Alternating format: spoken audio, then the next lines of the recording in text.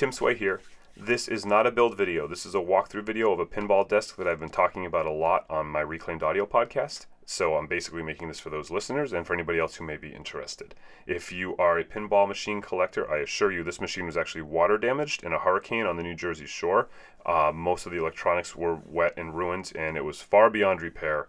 I have done this machine a service, not a disservice, by turning it into a desk.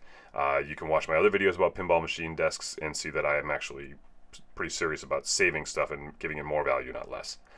Now, this desk is a unique design for a unique woman, and it was quite a challenge to find a way to meet all of her storage needs and design needs inside a pinball machine. And it was a lot of fun at the same time. You see, I love storage. Obviously, it's a big issue, and hidden storage I'm a big fan of. So in the top there, I have a little hidden storage compartment, and then just a simple little pencil tray that goes in there. That panel with the woman on it was from the back glass.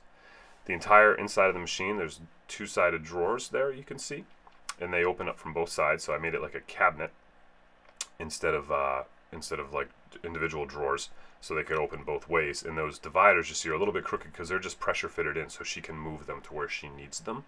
And then in the bottom, I built an entire cabinet that's designed to hold files and whatever else you can fit in there. I use as much space as I could to do that. And there's drawers on either side. Now you're thinking, where would the user of this desk sit if there's all these drawers and cabinets you can't slide up to it? She wanted to sit on the playfield side, like where you would sit if you were playing the game. And there still isn't right. Oh, notice I have the locking storage in there where the coin collection was. That's always fun too, because you actually lock it.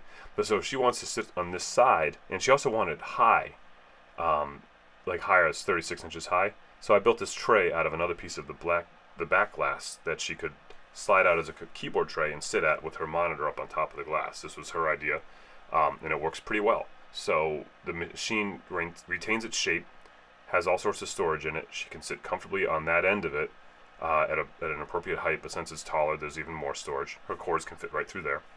And then when she's not using it as a desk, she can simply remove the tray, put her keyboard tray somewhere else, and then continue to look at it in its more attractive state without the shelf. I just simply put magnets on the tray and the side of the machine for the lid to stick in place when she's not using it. And those are just some aluminum poles that slide into, I made a little bracket for them to slide in. And after shooting this, I covered up that top part where you could see the LEDs. I built a little wall that hides those. There are two holes on either side of the machine. We got a 1-inch hole here that plugs won't quite fit through, but all your computer wires will fit through them because they always have a smaller end that you can run through.